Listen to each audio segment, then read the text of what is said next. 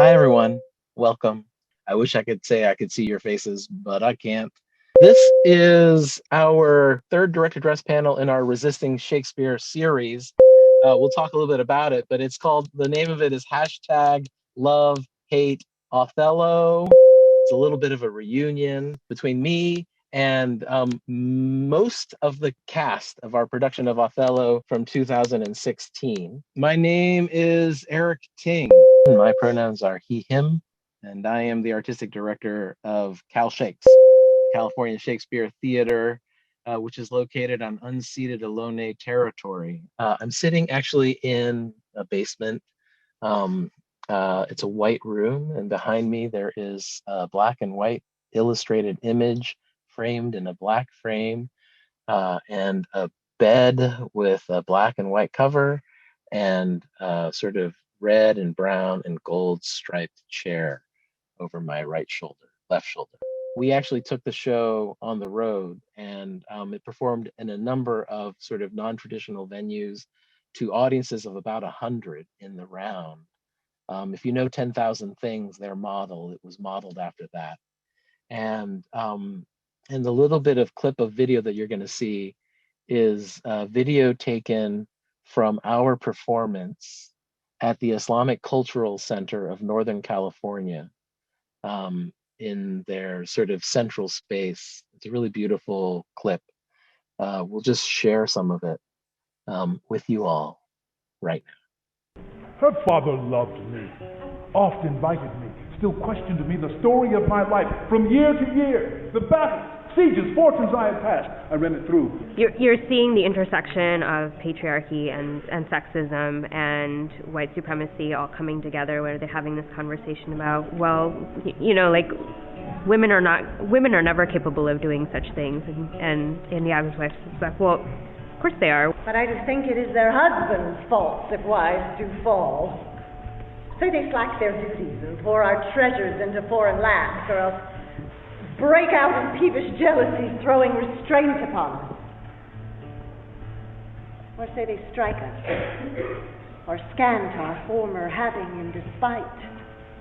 I think the first time that you see the domestic violence play out, where Othello hits Desdemona in a public setting, so it's, I mean, the fact that he's hitting her at all, but the fact that it's so like obvious to everybody was certainly powerful. And then when you're sort of seeing him struggle with it,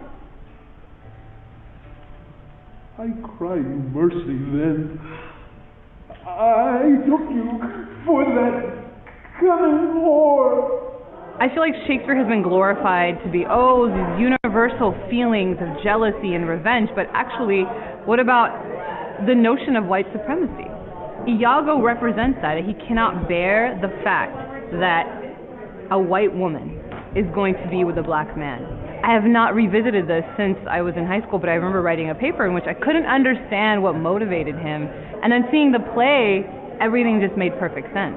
Senator, is all your family within? Are your doors locked? Why, wherefore ask you this? Soon, sir, you're robbed, your heart is burst. Even now, very now, an old black ram is tapping your white ewe. Arise, I say, or else the devil will make a grandsire out of you. His perceived disenfranchisement of things he feels entitled to leads him to dismantle other people's lives. We never discussed this in school. To this day, I don't see this conversation happening. I teach in a high school, and we aren't having these conversations, and that's going to change. Hi, everyone. I'm going to just tell you a little bit of background about our production of Othello, to sort of set the scene for our conversation tonight. I'm going to spend just the next 9 minutes or so. I'm supposed to be done at past, so that we can invite our really awesome guests to join us here. And I just want to say from the beginning, while all your videos are off, and I can say this, that I am just, you were my christening at Cal Shakes, and just seeing your faces tonight has been a jolt of joy. So I'm really excited for the conversation ahead of us tonight. So just to say a little bit, so Othello was my very first production at Cal Shakes, and the story that I often share is John Moscone, my predecessor, had really programmed the first 3/4 of the season before he left. And he very kindly left the last slot for the new artistic director, knowing that whoever it was that was going to come in and take over the theater would direct the last show of the season and leave a lasting impression on their audiences to carry them through the fall, winter, and spring before the next season. So thank you, John Moscone, for that. And the story that I like to tell is that I remember talking with my wife, May Yin, about like what play I wanted to direct for my debut at Cal Shakes. And I said to her, I really think I want to direct Othello. At which point she slapped me on the back of the head and said, "Are you crazy?" Yeah, that happened. And I was like, no, but this is like really what I want to do. And she's like, that's like a Pandora's box. But I said, no, I have an idea. And it's an idea that I've always wanted to bring to Shakespeare, which is that I've always been so fascinated in what's been known as Shakespeare's problem plays. And I've specifically been interested in what makes them problematic, because often what makes them problematic, at least from the lens that I often see of this work, is the manner within which these plays live within the contemporary social context that they are being performed in or interpreted for.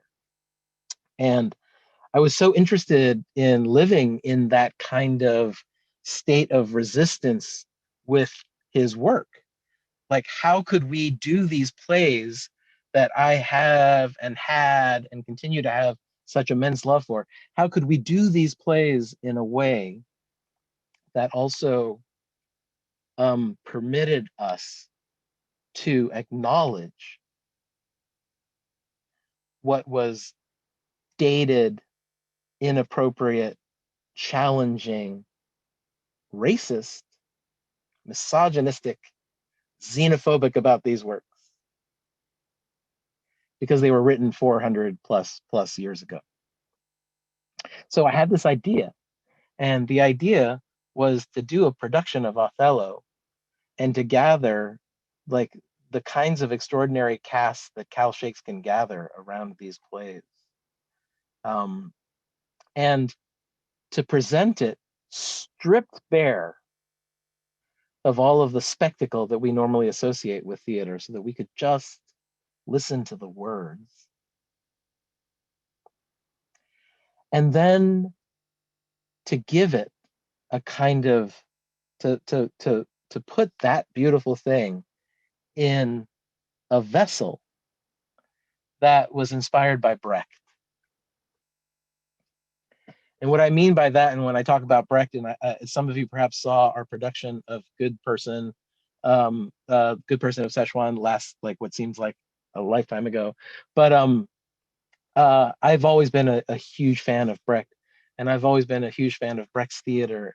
In particular, this notion, right, that there are gestures that can happen in the midst of a production that sort of distance the audience from the work and force us to exist in a kind of intellectual kind of wrestling match with the play that doesn't afford us the opportunity of emotional escape, but rather really pushes us into a space where we have to ask the question of what is happening and why are we feeling the way that we are feeling.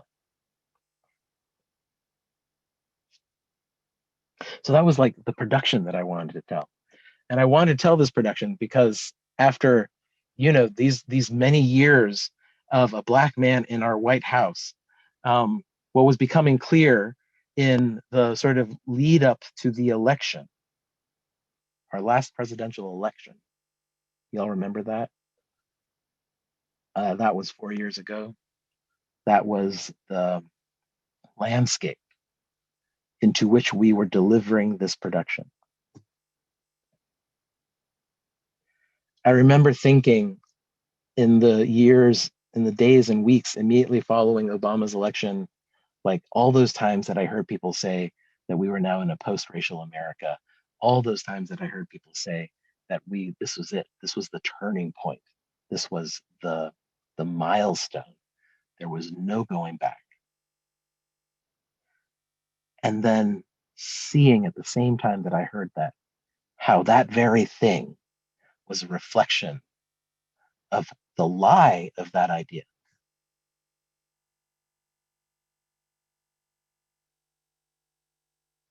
That we could somehow imagine that a single gesture like that should somehow erase a legacy of inequity.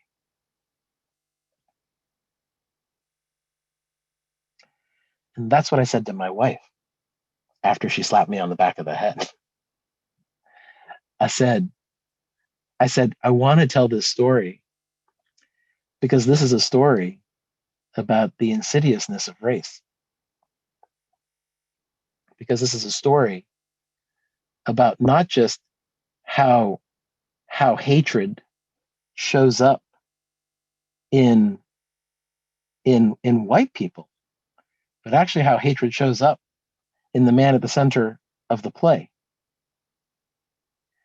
And that this thing that drives us to hate one another is also a thing that drives some of us to hate ourselves.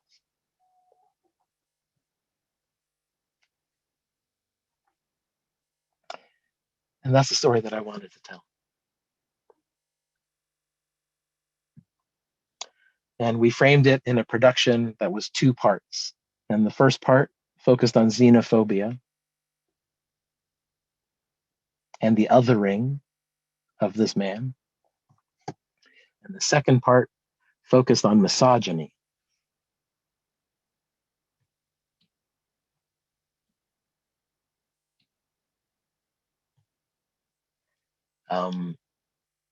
And that's where we're going to start the conversation tonight. So I'm going to invite everyone. I'm going to invite y'all to join me because I'm feeling a little lonely out here. I'm going to invite y'all to join me to turn on your videos. And like, we're going to have a conversation tonight.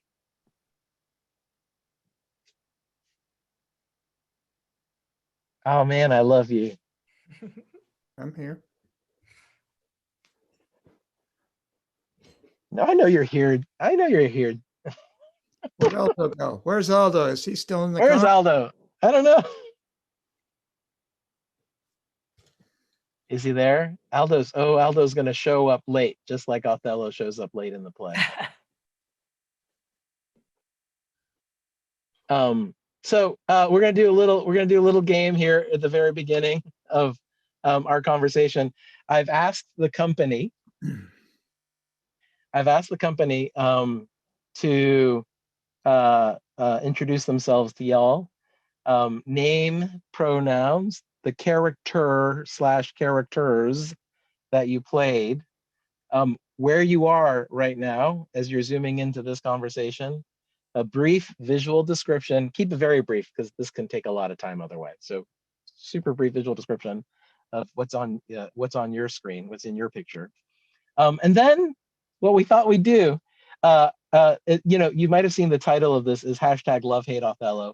It was a little marketing idea that we had in the wake of the response to this production, which I think is safe to describe as polarizing. And like, it was like definitely a situation where like most people either loved the production or hated the production. So we were like, let's just feature that. Let's just lean into this, like this extraordinarily polarizing thing, because how often do we as a culture find ourselves in these deeply polarized spaces? That's what we thought 4 years ago. We know better now, but that's what we thought 4 years ago. So I'm going to ask y'all if you might to either share a specific memory of a response to that production that you have, or we've also provided a few that you can read. So I'm going to send it off to Lance. I'm going to let you start, Lance, and then you can pass it on to someone else in the company. Hi, I'm Lance Gardner, he, him, in Palo Alto on unceded Ohlone land. And now I tell you, I played Cassio in our little skit. You know, it's in there in the chat, but I think it's one of the best ones. This guy, an older gentleman, close to the front, dressed in a marvelous all red suit, stood up, and he during our talk back, and he said, you know, it was, I think it was more than 20 years. He said maybe it was a different, maybe lots of people hated it and thought it was the worst play ever, but I think he said something like 50 years. Like I've been coming to see Othello for 50 years. It's my favorite play. This is the worst production I have ever seen in my entire life. And I felt that it was wonderful that he was so moved to share that. And I can't say that he was wrong, because that's a subjective assessment of his experience. But I think it's wonderful to be able to move people to want to stand, especially people in monochromatic outfits. So I'm going to pass it to Liz. Thanks. Liz, hold on a second. Oh, I realized I forgot to say something before doing this exercise, which is to share with the audience that didn't see this production that one of the Brechtian gestures that we did in this production was at the very end, in the penultimate moment before Othello commits suicide. We stopped the play. We put up a timer that started counting down from 10 minutes. And Liz resurrected herself and started a conversation with the audience, essentially a 10-minute talkback internal in the play at the end of the 10 minutes, by which time the company essentially created or recreated the death scene of Othello, and we dinged back into the play. So that's where a lot of these comments come from. Sorry, Liz. No problem. I'm Liz Sklar. And I played Desdemona, and I'm supposed to say she, her, hers. I'm currently in Mill Valley on coastal Miwok land. Brief description, I'm a white woman with short brown hair. Behind me is like an abstract green and yellow painting with like black / crazy things all over it. And that's all I'm supposed to do, right? And then I'm supposed to read one of these things. I'm going to read the one that came after that. This transcends pretty much any production. So there you go, an opposing view from probably the same talk back. That's pretty much what happened. I'm passing it off to Julie. Hello there. I am Julie Eccles, and she, her, hers. I played Emilia in this production, and I am currently in Eureka, California, on a Wiot land. I am in my father's art studio, which is next to my house. And so behind me is some swatches of color on my right, and I have a dark window behind me. And I'm going to read something, let's see here, below that one, let me see. I have been coming to this theater for over 12 years, and I have never been more uncomfortable in this predominantly white space. And I think it's incredibly brave of you to take on this race issue. And I'm going to pass it to Matthew. Hello, Matthew Baldiga. I played Roderigo, he, him, currently in North Carolina and Raleigh-Durham area, which is Tuscarora land. And I will pick, I get a chuckle out of this comment, which is, the comment is, I'm frustrated because I don't want this interruption. I want to see the rest of the play, which of course begs the question, I hope it was his first time or her first time, because, you know, the end is quite a surprise. So I'm really happy to be here, and it's really lovely to chat Othello with you all. And I'm going to send it to my almost entirely sole scene partner, Jim. My name is James Carpenter. He, him. I was Iago. I'm currently in my wife's costume studio, which is a little cottage out back, painted yellow. There are mannequins and buttons and needles and everything strewn around me. I want to embellish a little on actually my favorite memory is the one that Lance related, but I'm gonna embellish on it a little, Lance. He was dressed in all plaid. Do you remember that? He had plaid pants and a little plaid blanket and a little tartan cap, and he was maybe 90 years old, and the way he took the microphone was just like grabbing onto something, and he's, I've been seeing Othello for the last 60 years, and I just want to say this is the worst production I have ever seen in my life.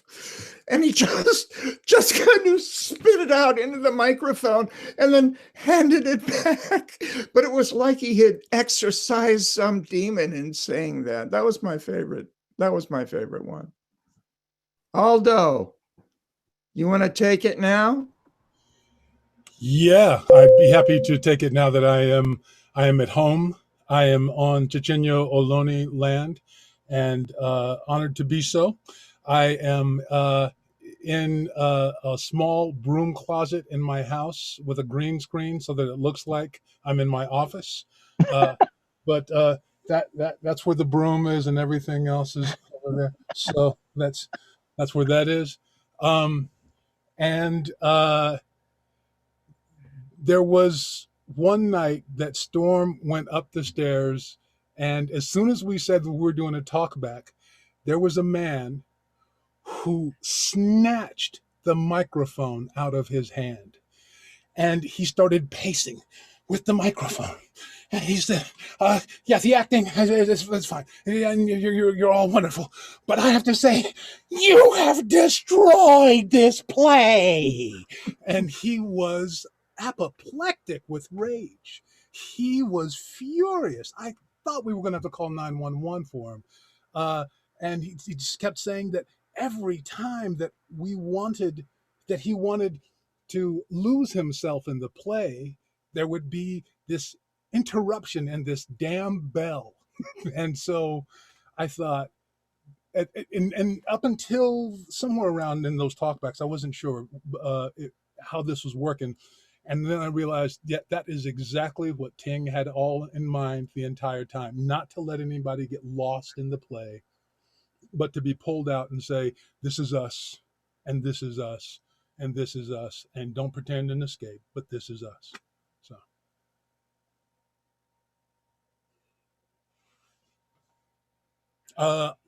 Who can I tag? I just got back, so Elizabeth, I think. Elizabeth, great. I will have you know that Liz Sklar just pointed in a direction as if we can all see exactly who she's pointing to. Yeah, over there? Okay, God, thanks, Liz. Elizabeth, you're being pointed to. Hello, everyone. I'm Elizabeth Carter, she, her, and I played the Duke and Bianca. And I am here in Oakland, California on unceded Chichenyo Ohlone land. And behind me is, I'm dressed in a bright red shirt with really big earrings that say Black Queen on them. And I have a gray walls and a yellow ceiling, and I'm in a big chair with a black and white sort of zigzaggy pattern on it. Oh my, I have so many memories. Okay, I could read one of these, or I could just say one of my biggest memories was during the talkback,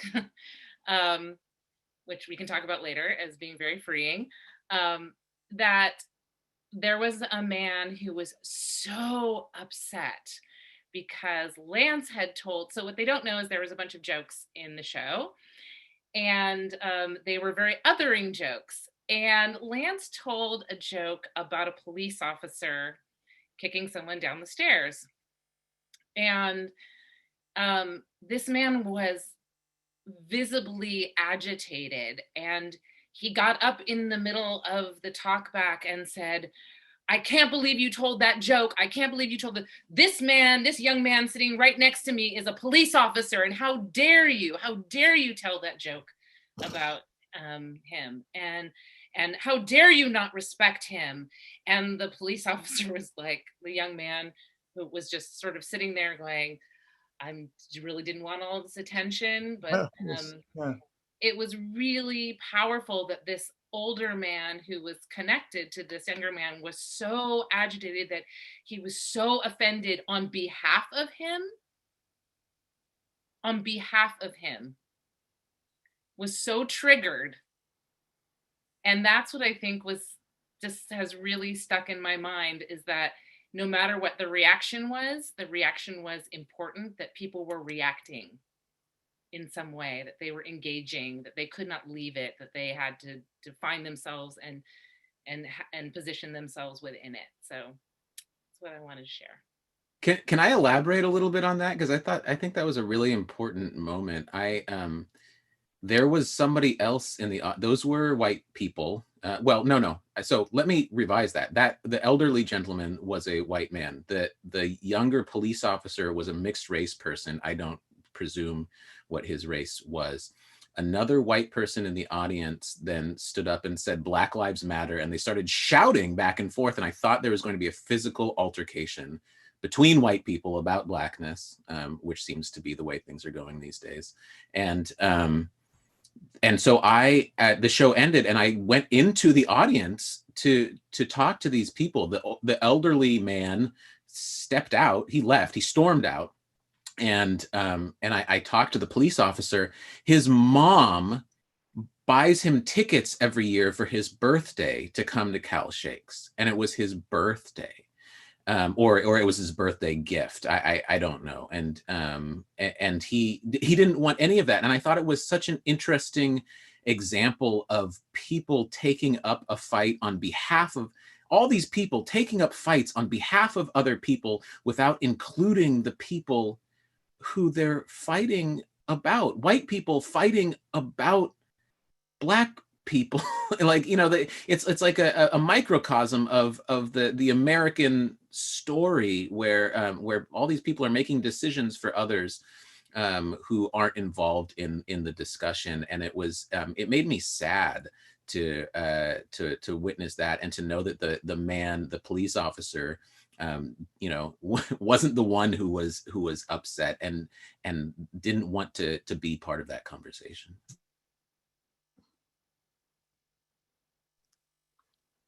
Yeah, I saw that performance. I watched that happen. I remember watching you outside in the plaza, having a conversation with them. You walked out with them. I'm realizing as we're going through this that the thing that I ought to do is also name, Michael Storm, who played Brabantio, couldn't join us tonight. Was hoping to, but had to pull out at the last moment. But Stormy is the last one to complete the company here. Do you think it's helpful? Maybe it's helpful. I'm going to ask y'all. Maybe it's helpful to describe some of these Brechtian gestures so that we can just deliver the context, so that as we start to talk about them, people aren't entirely confused. So in terms of just understanding what we were trying to do with this production and the Brechtian elements of it, what basically we did was we sat down. I'm going to also name Philip Kelly, who's like our extraordinary dramaturg and like an infinite well of resource, and was such a gift to have sort of with me during the kind of conceiving of this. But that, what we were interested in doing was to tease out moments throughout the play that were, that one could identify as being specifically problematic moments. And rather than simply have them play out as they normally would in the drama, to actually interrupt the drama in those moments and in some way feature them, to draw our attention to them in a way that forced us to both see it and wrestle with it if we were ready to receive it. And so some of the ideas that we had, so we identified, number one, I'll just say this, we identified these locations in the script. And then basically what I did, I remember doing, and I borrowed this from a joint stock process. Joint Stock's this British theater company. Carol Church, I mean, amazing theater company, right? But we borrowed this process where basically I remember, do y'all remember this? I gave you all assignments at the beginning of the process. Are you remembering this? I was like, there were these assignments, and I was like, who wants to research off-colored humor? Who wants to research what happens to the body biologically when it is being strangled? Who wants to research? I forget what else. I think who wants to research? What were some of the subjects? What were some of the research topics that I gave you all? Do you remember? Cyprus and Cyprus, the history of that war. I had the voodoo cleansing ritual to do. Yes. And yeah, there were a few others. I'm forgetting right now myself. So my memory is a sieve. I keep saying that. But a pandemic will do that to you. So I offered those assignments, right? And I didn't really actually know what, like, those were the ideas, the loose ideas were there, but we didn't know what you were all going to bring back, you know? And I think many of you, ultimately chose assignments that felt like, those of you that had assignments that felt very clearly associated with you took, but there weren't that many of them, right? So these are like, well, what is this, right? And so each of these gestures were tied to each of these like sort of assignments were tied to moments in the play. Some more fully than others. I remember when we were talking about the early moments of the play, when there's like so much in the language between Iago and Roderigo.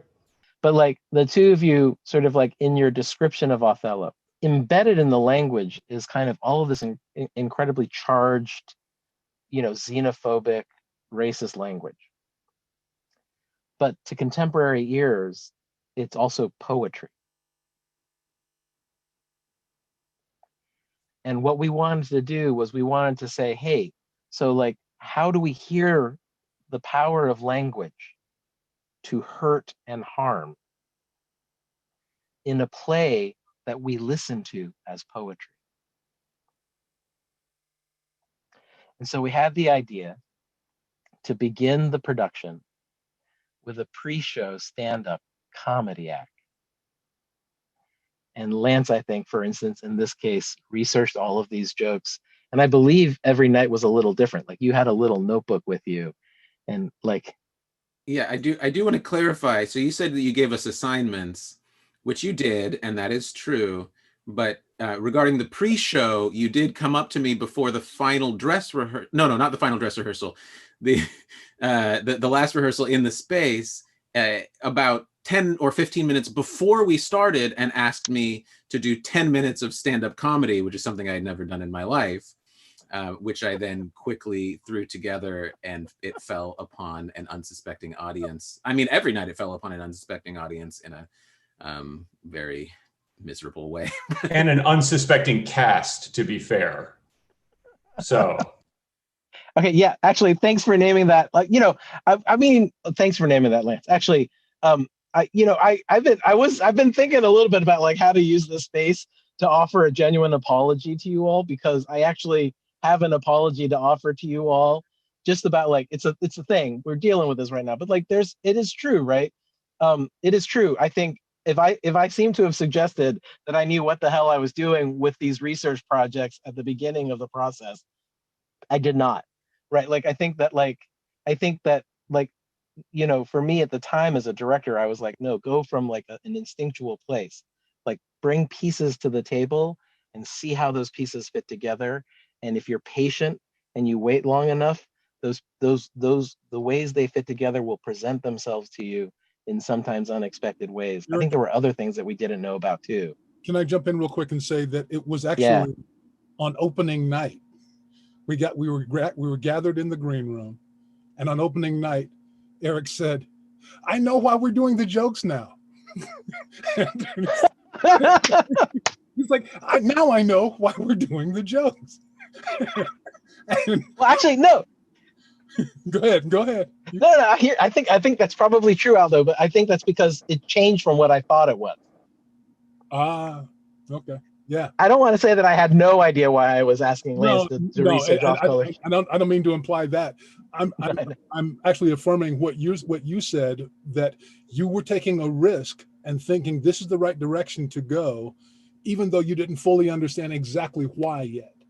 And in the performance, it became clear not only that we were going the right direction, but we should continue moving in that right direction, because we were having audience made to feel uncomfortable with just words.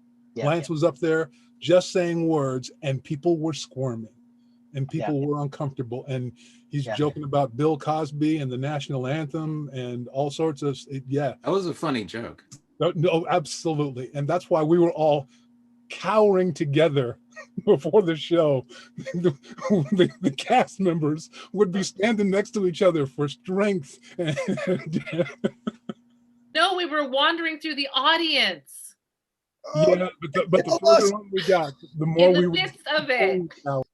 It was so painful sometimes to be sitting there. Oh my gosh, because they didn't know what was happening, why these things were being said. It was, and as the actors, just watching the audience be uncomfortable and us being uncomfortable because they're, it was hard. I loved it.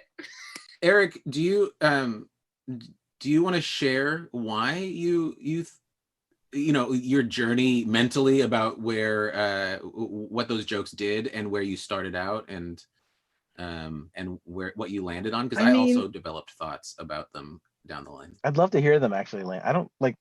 I'm actually not sure if we ever, as a full company, have ever fully debriefed on this show.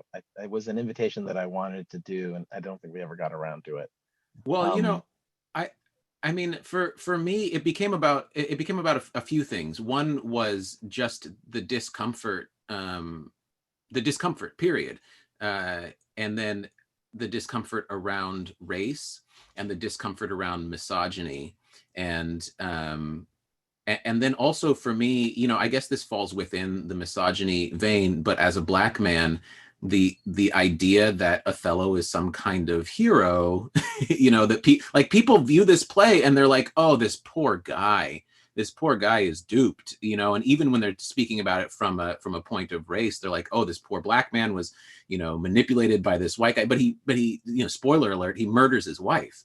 And so there's this sort of thing in me as a Black man of the idea, the complication of accountability of an oppressed person, right? Yeah. And that's not something in America that we have gotten to. We're not there yet. We're not to a point. We're so tied up in our failures as a nation around race and around gender, that we can't even get to the point where we can have a conversation complicated enough to hold oppressed people accountable for their wrongdoings. And so part of it was putting on this character that was unlikable. I didn't want to be liked. I wanted to be a Black man who was making you think about race, but also, I experimented with misogyny and with anti-Semitism to purposefully paint myself as a villain in the character of myself, because I don't think that people can wrap their heads around that. And so I think starting from that point in this play, unseats people in a way that allows them to access that. Yeah. Yeah. Do you think oh, sorry, Liz, go ahead. Oh, I just wanted to add, I think what was really interesting was that we were looking at all of these characters and seeing both sides of them. And that's something that I feel like we're all doing right now, is we're seeing both sides of so many people in our world and in ourselves. Like Desdemona can be seen as this just like heroine that's just so lovely, that we just are like the poor thing, she didn't do anything wrong. But we were able to, especially in that one scene with Elizabeth, who's just right over here, if you guys can all see. Um,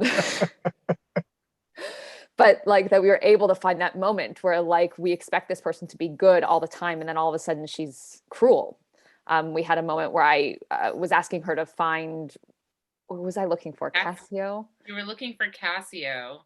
Yeah. And then you were going to give me... I was going to give you money for the information.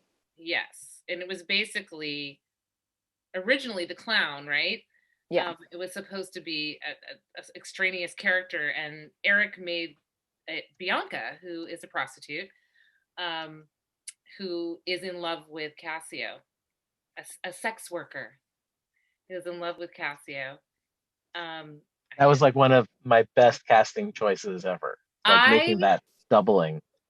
Love that scene because it showed the way that women and white women can be so very, very cruel and can operate within a system in which we elevate them, but then they just turn around. And so there was a moment where we worked out where Liz would drop the money for me to go off to find Cassio, who I am concerned is maybe that Desdemona's connected with, like, having an affair with Cassio, and who I'm in love with.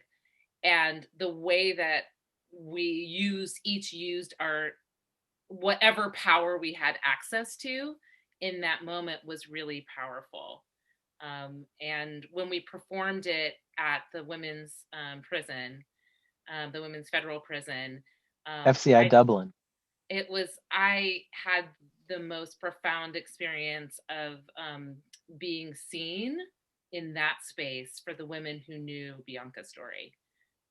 So it was really, that was pretty deep.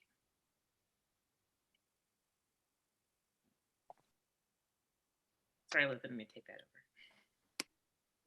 over. No, I'm living in that. That's awesome. That's awesome, Elizabeth. You know, it's to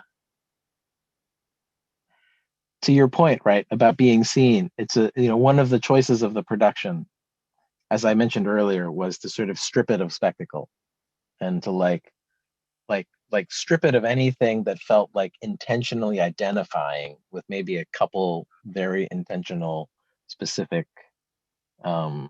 choices. Right, that weren't always my choices. Like I remember, Aldo, you came in and you were wearing a black hoodie, and like you were wearing a black hoodie in the rehearsal space. The black hoodie was a symbol, remains a symbol. And there was something about the way that you were navigating our rehearsal space when you were wearing it, and it just became part of the production. So those are one of, like, that was like one of the very few, I think, that like I knew was charged as a choice. But largely the idea behind the production was like no set, no real props, no costumes, no any of that, because what we wanted to do was we wanted to get to a space, right, where we were not trying to sort of like hide the play in a period setting, right, or hide the play in any other choice that was anything other than exactly who we are, where we are now.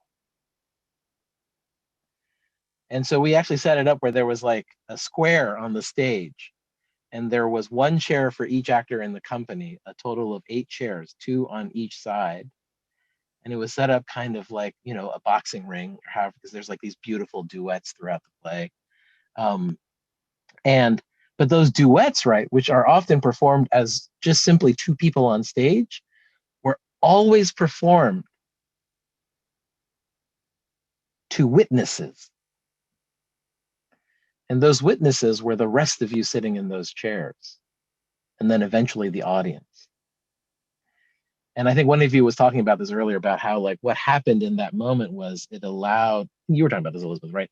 It allowed the story of the play, the sort of the threads of each of these individual scenes, to actually be charged by the presence often of the people that were being talked about, right? embodied in you, the actors, sitting in your chairs watching the scene. And I remember that so vividly. I remember kind of like the power of that, and like, and the ask, right? The ask was like, this is like, I'm gonna be saying sorry a lot, y'all. So just like, so like, I'm sorry, Lance, for making you tell those jokes every day for however many weeks. And I'm sorry that I made you, so many of you, like sit outside for the entire show. I think you're overestimating the power of a director. Everybody has a choice. You didn't make anybody do anything. You did offer to pay us to do these things, and we chose that because we had no other choice financially. But that's fair. That's fair. but there was a choice: abject poverty or doing what you said. Can I ask you all a question? I mean, there are other, like, maybe if they come up, we'll get into some of the other Brechtian gestures. But so like, if y'all have a memory that ties to one of them, please say so, and we'll talk about it. Aldo has a really great, there's a moment when around Othello's fit that actually Lily Janik wrote a beautiful article about, and could probably find that somewhere. But just, we'll get to them if we get to them. But can I ask you a question, just the group, which is like, knowing where you are now, do you remember where you were then? Do you understand the question a little bit? Like knowing where you are now and like everything that's happened these last few months in this country, in our community, in our field, knowing where you are now, do you remember where you were then? Yeah, I mean, I think I was really in that sort of like, everything's going to be okay. I really had my blinders on, I think, Hillary was going to win. Like, we were going to be fine. It was all going to be fine. All this stuff is really important, but like, we're having this conversation because it's going to be fine. And as much as I think I was trying to believe that so hard, and it is so clear that it's not fine, and that we need to have these conversations, and they need to be everywhere. And so, and yeah, that's where I think I was, and now I'm not there anymore. So exactly, I was in a place where I was overconfident about democracy, and I was taking it for granted, and yeah, I remember we were in rehearsal and Matthew said, what if George Bush is the last white man ever to be president? And yeah, and I was like, that's interesting. Yeah, it's not the case. It's not going to be the case. But yeah.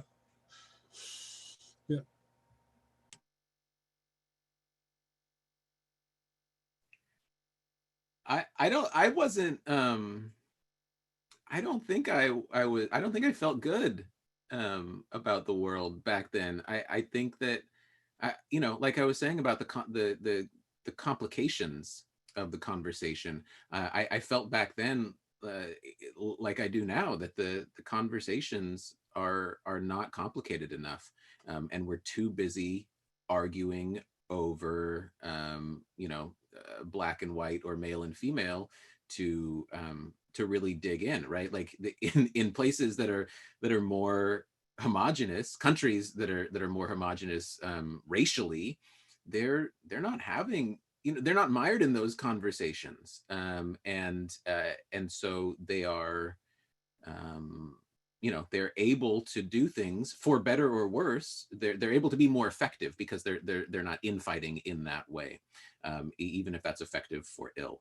And I think we're in the same place now, and I don't see a way out of that, and I don't think I saw it then.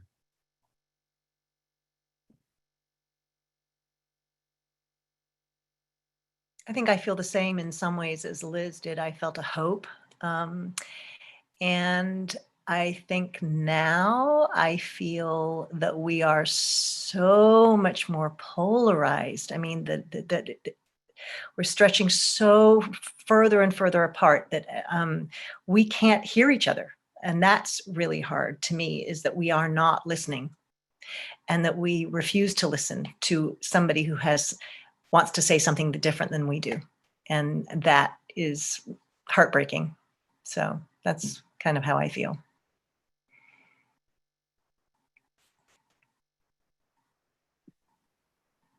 I can just say that I think for myself, I was feeling very like I was doing all of the right things, but this is more, maybe not a big, geopolitical, but my inner self feels more brave and more unapologetic than 4 years ago. And also, I feel, and I've said it before, and I will continue to say this, that I feel like doing the talk back in the middle of the play and surrendering to listening to whatever was brought up in the space, no matter what it was, and being willing with these beautiful people in front of you to like just stand there and be present and not take it personally, was transformative for me personally. So I feel like maybe I had some blinders on, and maybe I also was like, I'm doing everything right. We're doing everything right, right? And now I'm like, what is right? Let's dig, whatever. Let's talk. Let's dig in. Like, I just like feel like I kind of cracked open something that I was willing to listen to people who had differing opinions about the work or their ideas, and to just be able to not hold it, but to face it, I guess. So I feel different in that way. It was kind of a weird double whammy for me, that whole rehearsal process, because it was, election time, and I'd voted for Hillary, but I wasn't feeling confident about it. I was really worried. And through the course of those conversations that we had in rehearsal, which were uncomfortable sometimes. I mean, I will say sometimes I felt like I was a target. I felt like I was a target because I was not educated enough towards what the issues were. And staying chill during that and just going, okay, drop your guard, stay cool and listen, was really hard sometimes. But one of the things that did, I remember going home one night and saying, Jesus Christ, I feel like a Trump supporter all of a sudden. And it wasn't just from the conversations we'd had in rehearsal. It was because I saw the face of theater itself changing. That one of the things that you initiated during this rehearsal process, Eric, was how the nature of theater itself has to change, how we need to alter our own perceptions, how we need to make room for actors of color. And that, it puts you in a place of, well, what about me? What's going to happen to me? And so I felt probably threatened, but I was able to apply that feeling to the play itself and say, okay, that's who Trump supporters are. They are threatened and they are fearful of the world changing, and they are fearful of adapting, and they're confused, and applying that to Iago was actually it was very useful to the character. I think I found it was key for me, actually.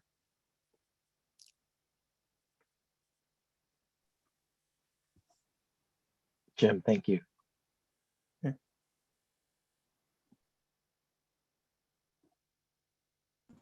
will say one of the things that happened was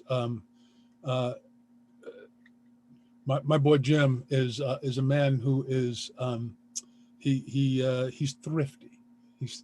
He's a thrifty guy. So he came into rehearsal with a dime store copy of Othello that had Paul Scofield on the front. And if you don't know, the great actor Paul Scofield, fabulous actor, who's a white man playing Othello, so he had on blackface, and he's on the front of the cover. And Eric pointed it out and was like, you've got that copy there, and that could be offensive. And so this conversation happens or whatever, and it was one of those moments, I think, where Jim did sit and take and listen to all of this. And next day we walk into rehearsal, and Jim's got his little cheap used paperback copy, and there's the picture of Paul Scofield's body and a cut and paste picture of Aldo's face on top of Paul Scofield's face. And I lost it. I just lost it. I thought, all right, you're going to navigate your way through this just fine, Mr. Carpenter. But I will say, the thing that you just pointed out, there's a line in For Colored Girls Who Considered Suicide When the Rainbow Is Enough by Ntozake Shange, where she describes a young woman named Crystal who gets with a man and has two kids by him, and he's abusive and he's awful. But it says that she was a woman who had never been complimented much, and he said nice things to her. I think about Trump supporters that way all the time.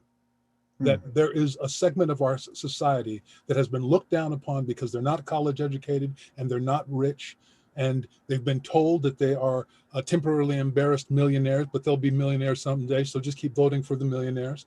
But no one has really, tried to tap into them in the way that Mr. Trump has, and I think that he's been successful at that. So I just want to put that out there. So thank you for saying that, Jim. Maybe I'll segue from what Aldo said regarding, Trump supporters, because actually Eric gave me Hillbilly Elegy to read. I don't know if he remembers that during the production, and I read it, and that book has had another life of its own. I guess it's going to be a movie and such. But I was reflecting today on what I felt then and what I feel now, and I felt, I also thought Hillary's going to win based on my personal privileges and my kind of blinders. And also I had just a deep anxiety, just a kind of deep kind of gut curdling anxiety. And, it was very conflicted throughout the process, trying to dive into a racist, misogynist, white supremacist who's in love with a girl. And I was just kind of going through my lines earlier today, and Roderigo, even in his brief moment, has a little redemption at the end when he realizes Iago is not who he says he is, and he kind of takes his tail between his legs, and it's very comedic. But what's it like for someone in love, and what do they do to achieve that, and what will they go through? And now 4 years later, I don't know if I'm just going to show, these are my pictures I had in my dressing room from 4 years ago. And I was just so sad when I'm looking at them about how we could pull them out of the paper today. So I don't feel, I'm with Lance, I don't feel all that hopeful at all. But I think I reflect and try to go where Aldo is speaking on is if some way to lead with compassion might be the only way forward, and trying to understand because we are really in a tough spot. But yeah. I don't want to pretend like I don't want to say like I told you so or anything, but I did at the time. Go ahead, Lance. I still believe that the individual is the key to success, right? That like if you you can look at society and say that things are a certain way and have been shifted a certain way for a long time, and that there's a certain group of people or certain groups of people who have not been party to the success, and who are perhaps deserving of something. But then you can listen to, to Jim talk about his personal experience, and it's no less valid within the context of the world, right? Everything is subjective, everything is individual, and if we continue to frame things as groups while ignoring the feeling of the individual, I think that's going to lead us down all of the wrong paths. And if you if you're only approaching something in a way that benefits you without making the case for any benefit to the people who you want to change their ways, then they're not going to change their ways. You can't tell people to work against their self-interest for your own betterment or the betterment of a certain group of people, even if it's for the greater good. You have to make the case for collective good, no matter who that includes, because otherwise you're just enemies. I mean, I'm going to take a moment to say, like, when I came into Cal Shakes, right, like, there was a veteran company of actors that were part of this organization, and and I met all of you, and I remember part of the work that you're describing, Jim, about like trying to change the way that we moved as an organization. That part of that was also about like because if there was ever going to be an opportunity to sort of change those relationships with our veteran company, it kind of had to be then, right? It's not uncommon when you look at leadership transition to see those kinds of changes. And bear with me, I'm going someplace with this. And I remember everybody said Jim Carpenter.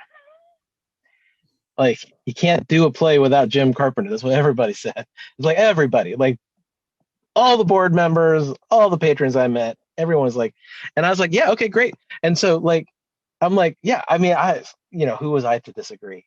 And I remember,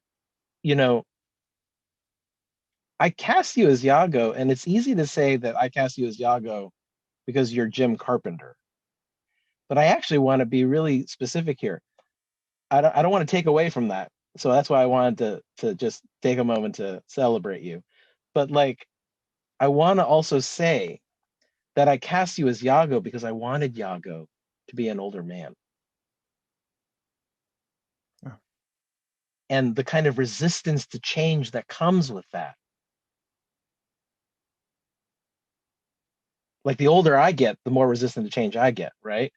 And like, and this notion, right, that this character, like, I mean, I'm listening to you talk, and like, we had this thing in grad school where we always talked about like crossover. Like when you were playing a role in a play, and the circumstances of that character started to cross over into your real life, and you didn't know what was what anymore, right? And I'm listening to you talk a little bit about like your experience, and I'm also like thinking, oh yeah, like we actually had conversations specifically about this character, about Iago, and about the sort of the nature of his jealousy, right? Being tied to a sense of privilege, Entitlement. Yeah. entitlement, I right? am That owed something for this. For all the time that I've spent, I'm owed something.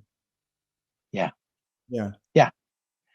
And like, what's great about this, like this, like, so, because like really in the end, I think to your point, maybe a little, Lance, although I never pretend to fully know how you're thinking, To fully but like, understand me, no, I know. yeah. But like a little bit to your point though, I think like, I mean, and I definitely like 100%, like, I mean, what drew me to a Shakespeare theater. So I'm going to just say, right, this is the name of the series is Resisting Shakespeare. So we are here to talk about all the things that we have been talking about. And I am so grateful for this conversation.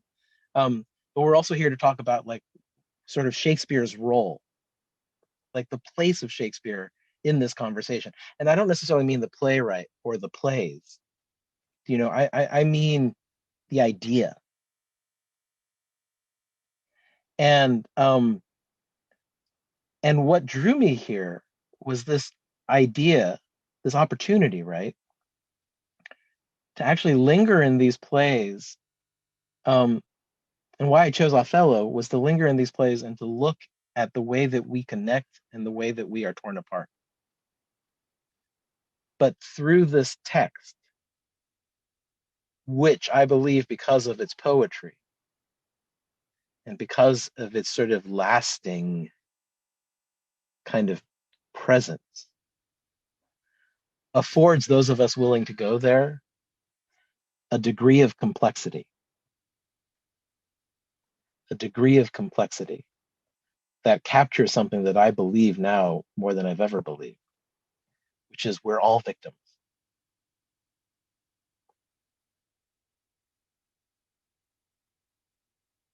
Like, we're all caught in the shit.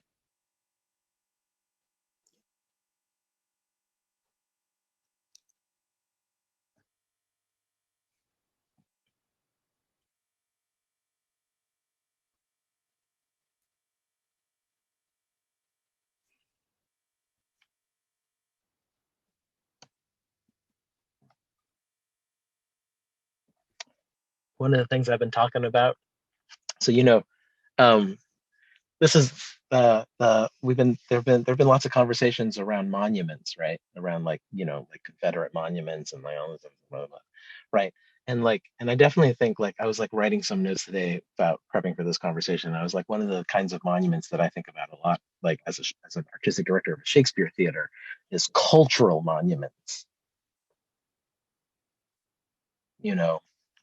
And like this notion that monuments, as we think of them, those like big giant like bronze things, or those like massive marble things, like whatever they are, right? They're like built to resist change. They are built to last in a way that resists change. And I'm like, so when I think of Shakespeare, I think of cultural monuments. I think of work that, whether it's the play or it's the culture that's kind of grown around the play, like, how do these things resist change?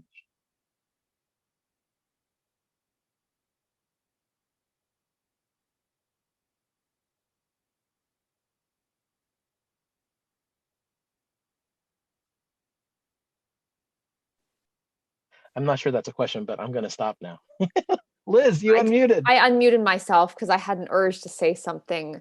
And just out of just thinking about Shakespeare as like a monument, but also as like a tool, that we have been using to show our prowess of theater or our cultural awesomeness. And then thinking about this production and how we had the opportunity to use it as a tool for something else. And what does it mean to take Shakespeare off the pedestal and then use it as the tool that it is? Because when it was written to, it was a tool to bring people together. And like, what is the tool that it can be now to bring us back together in a different way, and not continue to be the tool that it has been to give us prestige? I'm also, Liz, I really love that. I've been really thinking since the last Resisting Shakespeare, like really kind of just like permeated my being, because I'm also a teacher, and how this, what was the word? It's sort of like the economy of Shakespeare, or the, what is the word? But the sort of monolith built around it, all the festivals, all the things, that have elevated the culture. The culture, the Shakespeare. The culture built around Shakespeare. That's a real thing. It is. It's a real thing, and it has money attached to it because we all work. It has structures attached to it, buildings. It has all of these things, and how do we use the words and take down that sort of pedestal, right? How do we say this is a thing to be questioned? This is a thing to be interacted with. This is a thing to be pulled apart and pushed and pulled. Like, how do we do that? How do I do that for my students? And this, how do we do it? And I feel like with Othello, that was one of the ways that I got the closest to that, was just being in a circle, looking at each other and speaking and watching everybody be alive and breathe every moment and react differently different nights. There was a lot of aliveness happening because it was like a container that we created together, that we allowed the audience also to be a part of. So how do we allow the current moment to affect us and to affect it? And so I've been really, really thinking about that a lot. Like, what do I want that to look like? And how can I still love the language and also question it and I don't know, get in a fight with it. I don't know. I'm interested in that. So I think that I always think about separating the language from the story and the performance, and I really honestly believe I'm going to fight this fight to the end of my life. I love poetry. I do. I love it. I love poetry. And the English language doesn't get used to its fullest potential on a regular basis. And it's not anything about like the supremacy of the English language, or how people should speak it. It's about using it to its fullest potential, and that's not necessarily Shakespeare, but it is also. It's not only Shakespeare, but it is Shakespeare, right? It's being used to its full potential, and the story, in a lot of ways, is secondary to that, because many of these stories existed before they were put into this language, and were retold with other language in less spectacular ways. And I first got immersed in Shakespeare through the language, and I continue to be immersed in the language of these plays. And I think that the celebrity that we give to the man William Shakespeare and the canon, whether or not it was written by one man, is the biggest problem. And it's the biggest problem in our modern society. Celebrating individuals as superior in whatever way, it is folly, because there's no way that you can love everybody if you revere one person or multiple people within a culture, right? You can love your family, and you have to put maybe your family before others, or your friends before others in some way.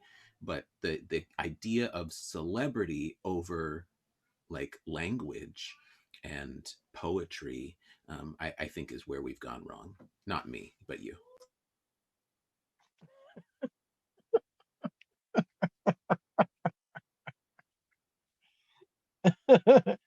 Okay.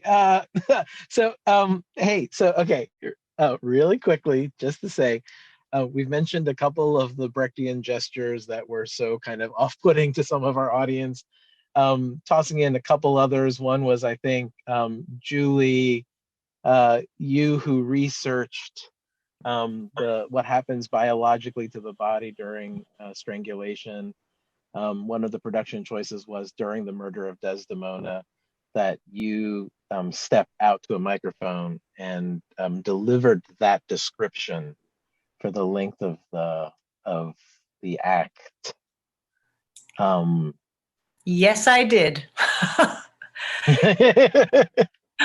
It was hard. I mean, first of all, it was hard to use my own language. I'm not used to that in a Shakespeare play, so that was strange. But also dealing with the fact that it came at such an intense moment, which was when Desdemona was being strangled, and all of a sudden I came out and explained what it was like to be strangled. We have this view on TV, the film, that getting strangled is a short amount of time, and you find out it's 8 to 9 minutes, and all of these things. It was very intense. The audience was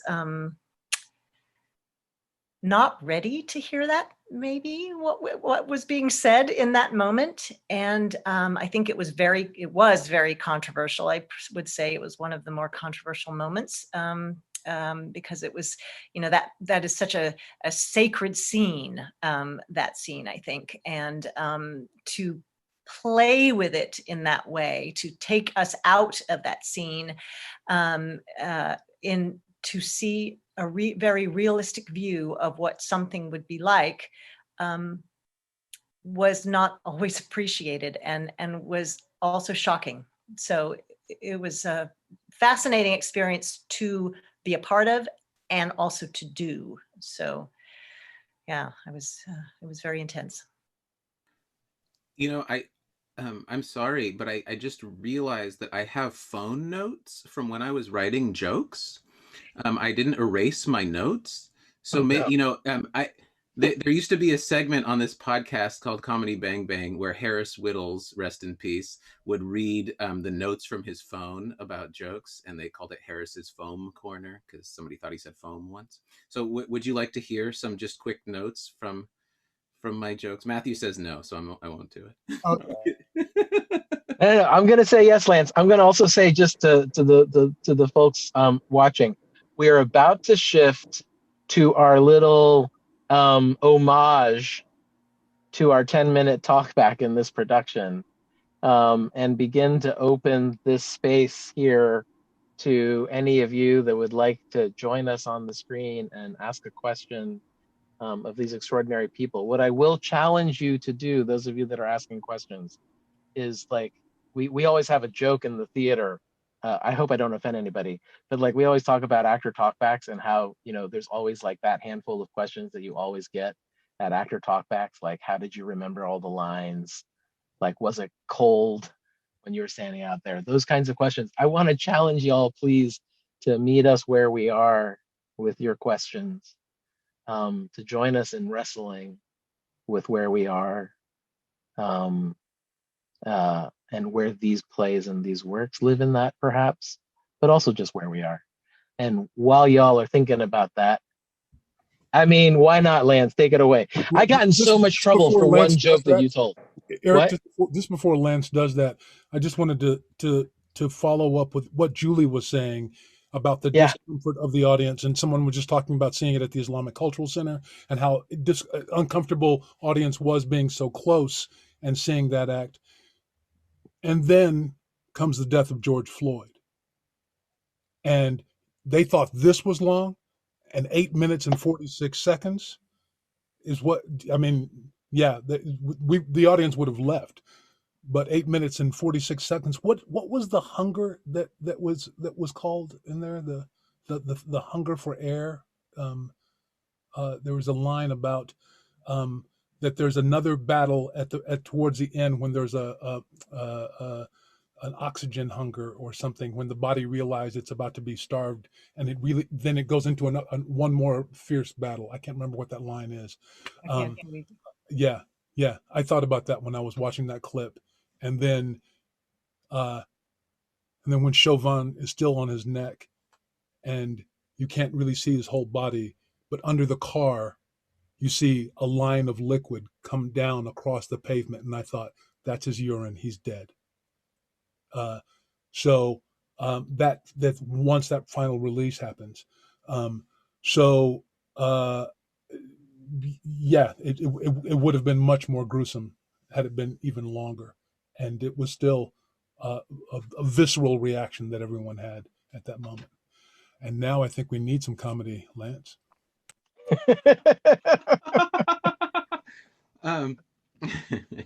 Yeah, just to be clear, like, it was long, but he was probably dead.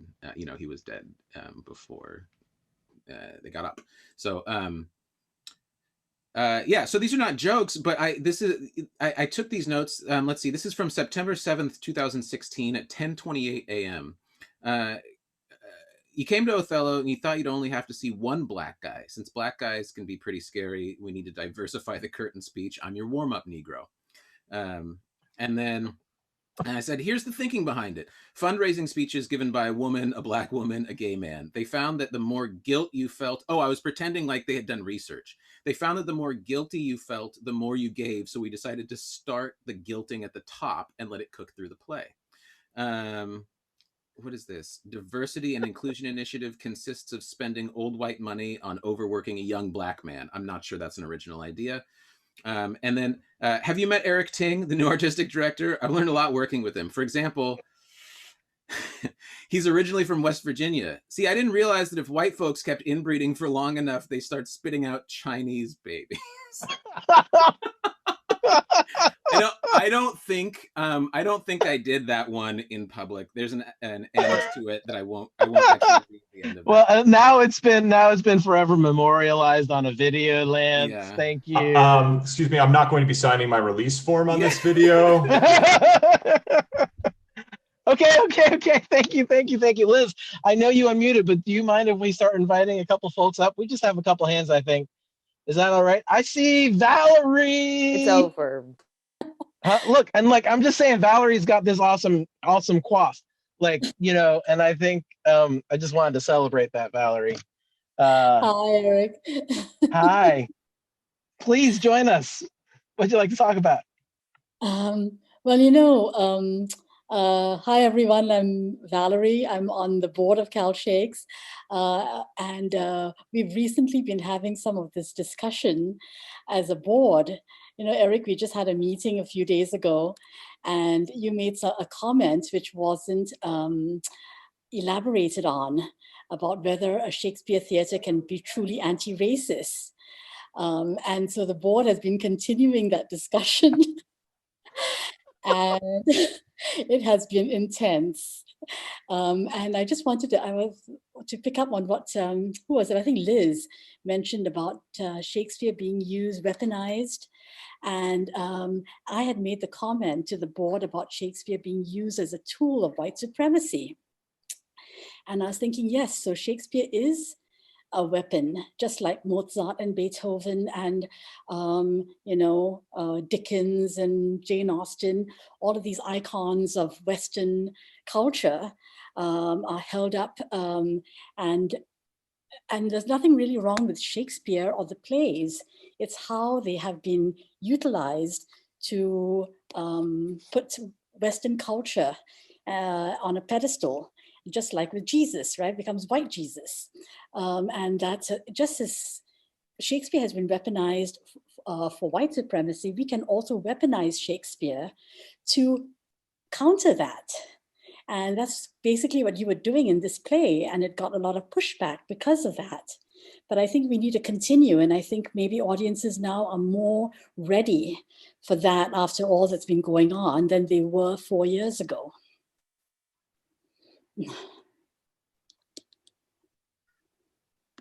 Thank you, Valerie. That's awesome. I don't know. Can I ask y'all, that came up in our first Resisting Shakespeare panel, right? This notion of, I think it's right. It's always important to kind of be really clear in these conversations that when we talk about white supremacy, we're talking about a system of white supremacy. We're not talking about individual white supremacists, right? We're not talking about prejudice and bigotry. We're not talking about extremism. We're literally talking about a system that is a result, right, of centuries of accumulation of power. And you only have to look at the history of this country to understand what that is, right? And so it came up in conversation specifically how culture, I'm going to use culture, right? Because we're a cultural institution. We are a theater. We are a Shakespeare theater. We are a classical theater. And when you think of classical, often your brain goes to European, because that is the way that we have been kind of that's what it is. That's how it's been defined for us, And so this notion, right, of just how do we reckon? It's just I think it's a reckoning. I'm going to say it's a reckoning, right? But it's a reckoning in service, I think, of something better.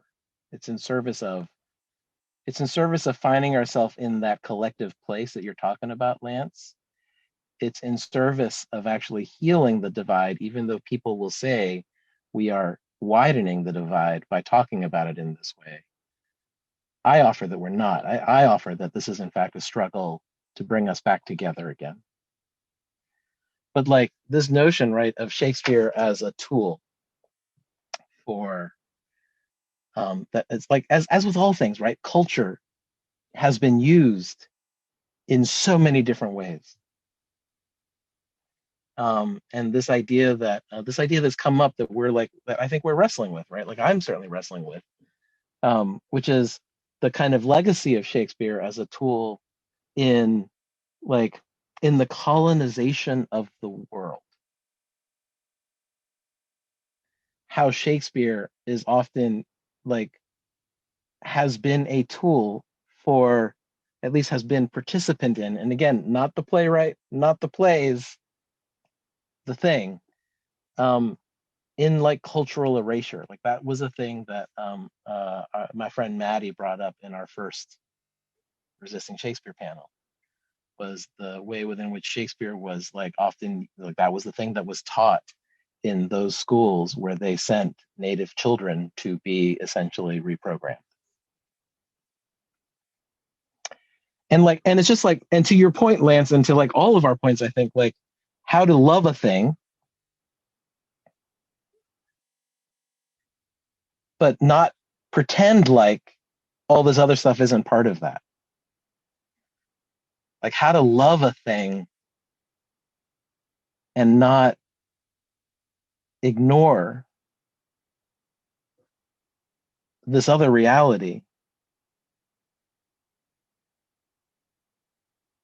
I think that's the question that we're asking, right, Valerie? I think that's the question that when we say, can a Shakespeare theater ever truly be an anti-racist organization, that it's number one, not a binary, resisting the binary. It is not an either or. It's not if you're a Shakespeare theater, you're not an anti-racist organization. If you're an anti-racist organization, you're not a Shakespeare theater. There's some it doesn't, we're all on a journey to something. See, Eric, I think about that from a personal context, because I call myself a Black man, but that's because that's the way that I'm perceived in America, but within me, I have as much or more European as African. And so the idea of finding love within a complicated history is not foreign to me. And I don't think that most people have to do that. I don't think that most people reckon with that. What do you talk about blaming white America for the faults of their ancestors. Well, those are also my ancestors, but I'm also dealing with the brunt of the current situation, right? And so complicating that and understanding that there's a collective reckoning, a collective ill, either in our blood, or if you came here recently, then that you have inherited by choosing America. That's the path to something, and it's through individuals, and understanding that individuals are not an extension of history, but an opportunity for future.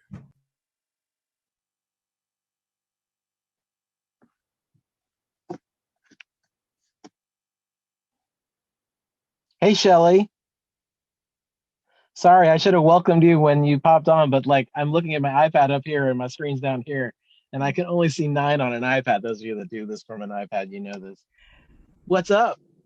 I'm just really super grateful that I got that email this afternoon that this was happening, because this has been deep and really yeah. Thank you all for sharing your thoughts and the reunion. This is a beautiful thing. I didn't get to see the production 4 years ago. I don't know what I was thinking. I missed it. But I watched the video about the way that y'all went to the different spaces, and so amazing. I do have a question. but I'm not sure, just having heard this discussion has been so inspiring and so thought provoking, especially with regard to this concept of uh, using art to foment change in the now. Shakespeare is beautiful. It is incredible language, and I also love language.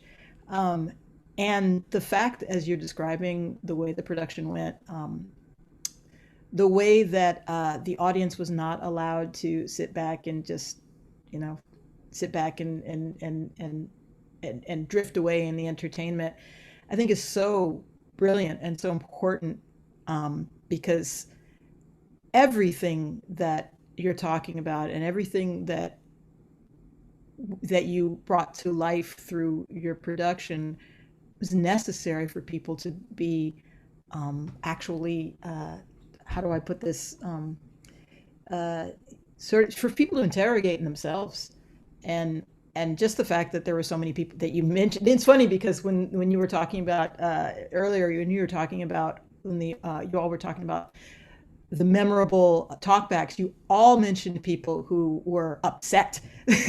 You didn't. I'm sure there were some people there that were like, "Wow, this is amazing," but the things that stood out for you that were the people that stomped out and that had those experiences. And I was able to see Fairview at the Berkeley Rep when it came through, and that was a similar experience and also a similar gift as an audience member to like see people really experience. Oh my God, this is happening. How can I deal with this? Anyway, I thank you all so much. I do have a question, and I guess you kind of answered it already, but maybe. But how do you think your approach to this material, would be different today if the show was going up in 2020 rather than 2016?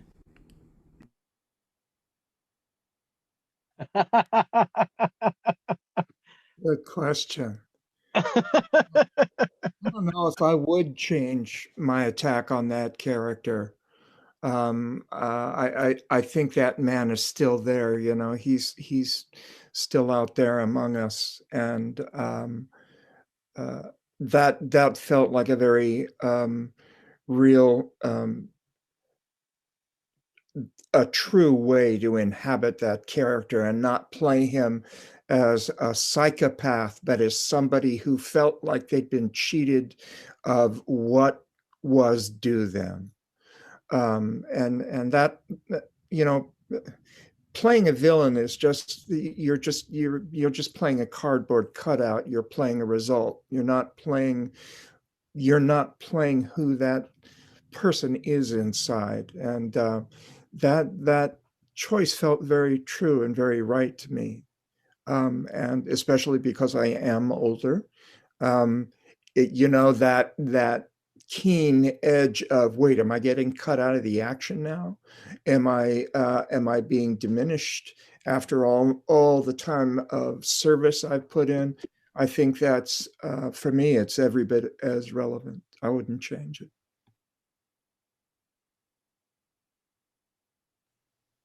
I think I'd hit him harder. I'd be The jokes, yeah, or yeah. like a physical punch? No. The joke. I think everything. I think more of everything. More. um, yeah, more extreme jokes. Even less apologetic, and I think character wise too. Um, play in more to the masculinity of it, the sexuality of it, the everything more everything always.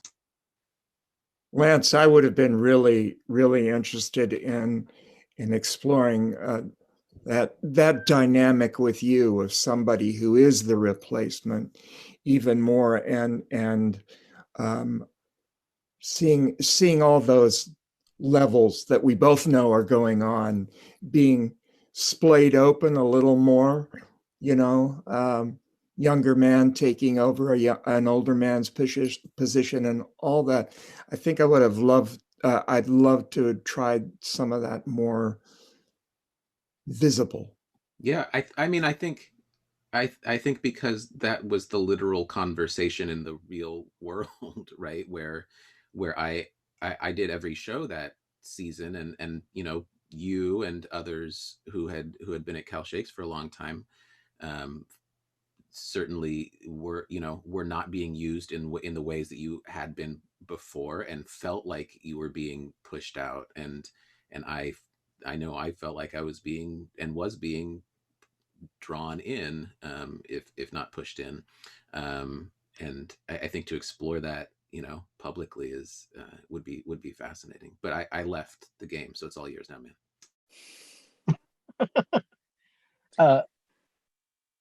Sorry, I was going to say thank you, Shelley. Go ahead, Liz. No, Shelley, thank you so much for your question.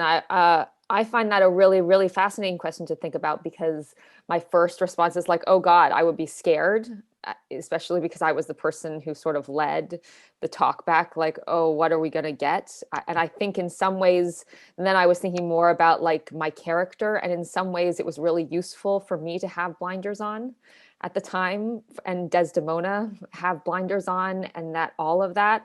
And I think that in doing it now, I would struggle more to fight against what I know now, to fight against that, to both be fearless enough to invite those questions, and also to fight against, for Desdemona, that sort of like, I'm just going for it, let's see what happens, the optimism that she walks into it, which is part of her like heroic issue, right, that she sort of doesn't see. And so to fight against that, I see more now in a person who maybe doesn't see. Yeah. I think similar to what Lance was saying, but as far as the women and representation in this play, you have three women who are very, in a sense, undervalued, who don't feel like they have a voice. I think now, could we push that even more, because that's a really important thing to realize, that we still feel that way, and that we are searching for a way to be heard. And I think that would be really interesting to push that and the envelope even more on that one. So. Thank you all.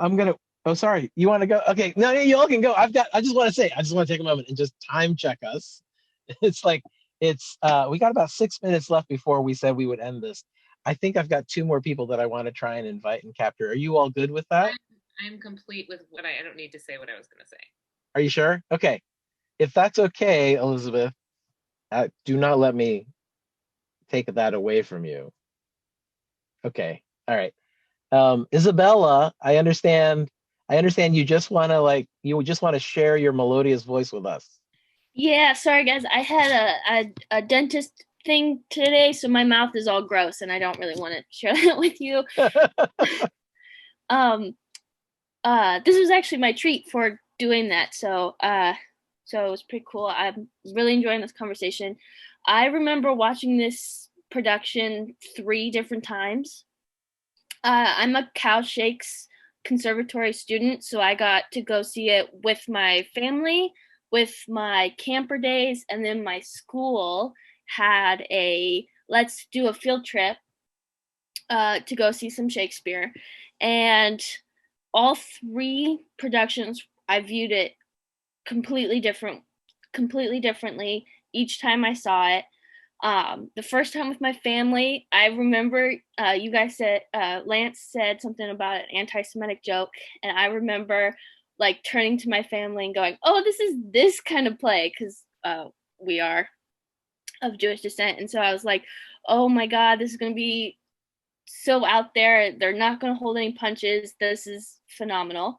I should have written down my question, because now I feel like I'm going to rant and I'm really apologetic. And with the campers, of course, we fall in love with Shakespeare no matter what. So it was very beautiful to see a very well thought out production. But I go to I did in 2016. I have recently, a couple of years ago, graduated. Gone to a predominantly Black and Hispanic high school. I am a middle class Jewish descent white girl. So I was very not, I showed it differently. And when I went to go see the play with my my Asian best friend and my other really good Black friend, and seeing this play through their eyes. This was their first Shakespeare production that they've ever seen, and because I'm like, everybody do Shakespeare, it's amazing. And this was their first Shakespeare production that they've seen, and I got to see their eyes get open to a new possibility, because every time that I suggest going to see a play or a movie version of a play, it's always, like Kenneth Branagh, they're all very high and tidy, hoity-toity, very British, very white. And it was very interesting. This was the first time that I got to see Shakespeare as an opening to a lot of friends and a lot of political things and a lot of amazing things. That after this play, I tried to get my high school to do Shakespeare, and it was really awesome.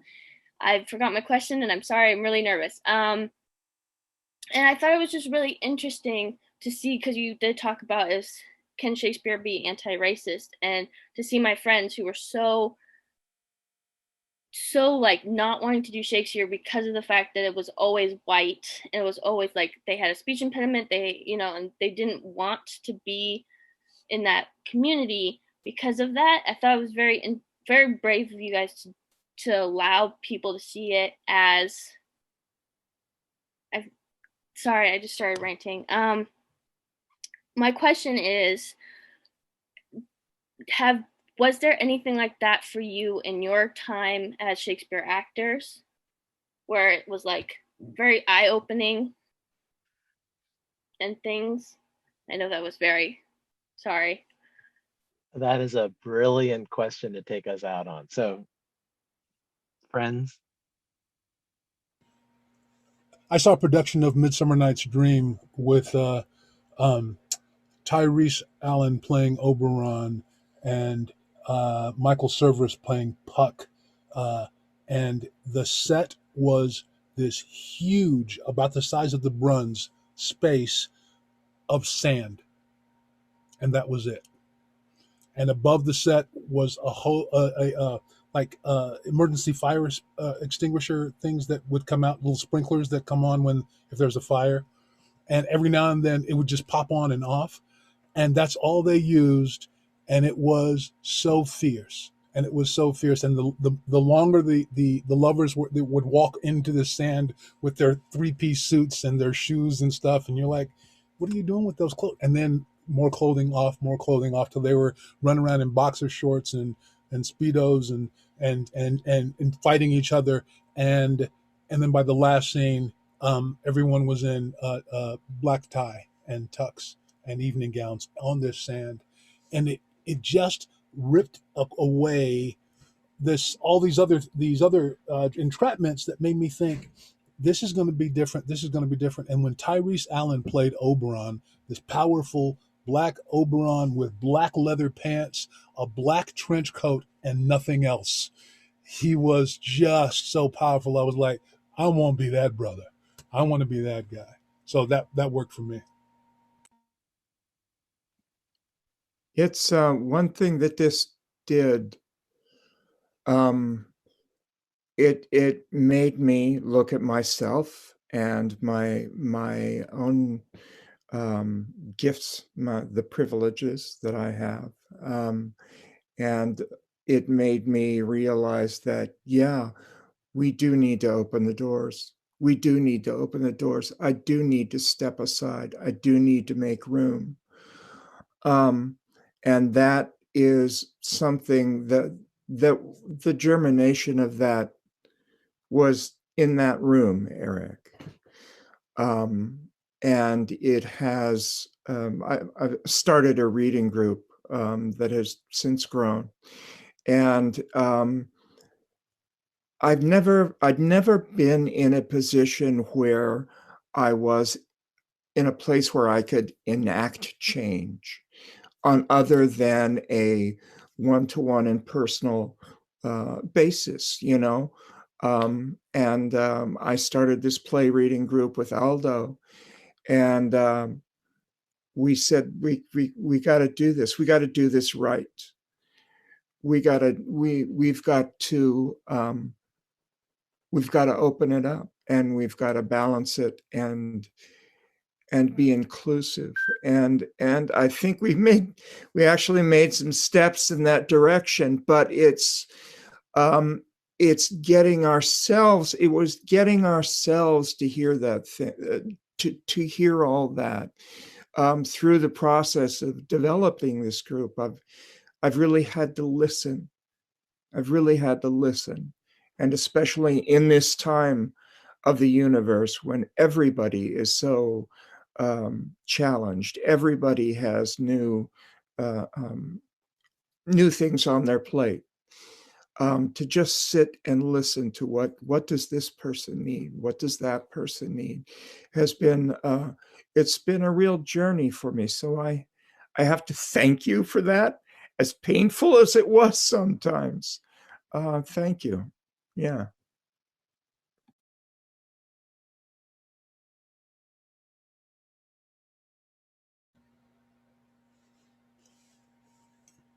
Just to speak a little further on that, it's been great watching actors come to Jim and Jim try to educate them about being more inclusive, and particularly when it's in public, in very gentle ways. So look what you did, Eric Tang.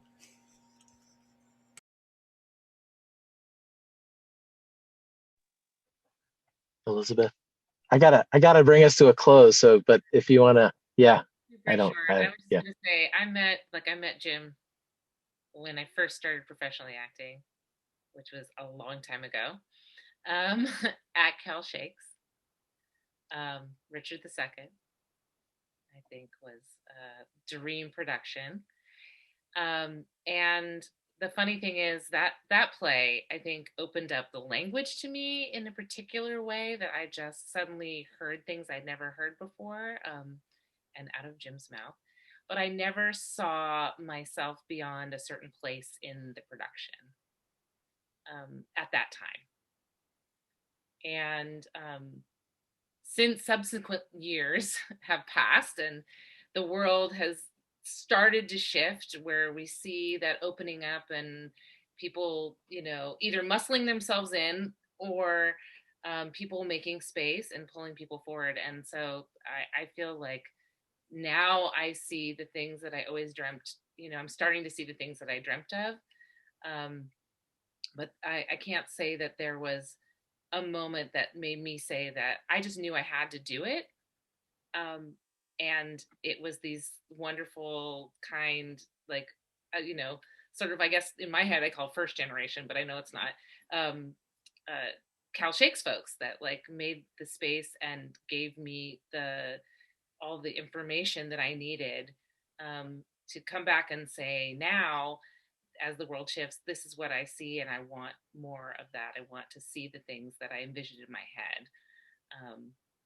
But it's not a stepping aside, it's a making space, right? Oh man, Elizabeth, you stole the last two words that I was going to speak tonight.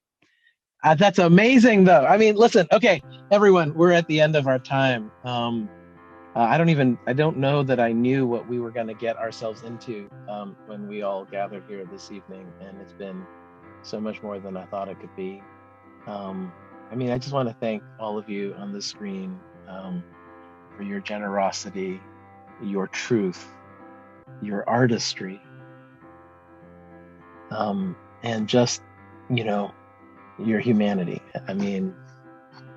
We come into these little spaces, and for a little brief time we make these things, and for that little brief time we're like family. And I think the great gift, and what I miss so much about the theater, is I miss that family. But I am grateful for each of you, really and truly. So thank you. Thank you. Thank you also to all the amazing people that were part of this production. And I want to thank you to Jennifer and Annie for being here tonight. and bring in your magic. Thank you to our captioners. Thank you to those of you that are on this screen. We're going to share out a follow-up email with all sorts of things, including, I think, Philippa has done us a beautiful run the canon on Othello that's filled with production stills from this show. So that's going to be a real treat. And we'll be hopefully following up this recording with a recording pending panelist consent. Our next direct address is going to be on November 13th and will feature a whole panel of Indigenous theater makers. It should be a really extraordinary gift, and I hope you'll join us for that. And I think on that note, this has been hashtag Love Hate Othello, a reunion, and a gift. So thank you all for joining us here tonight. We'll see you next time.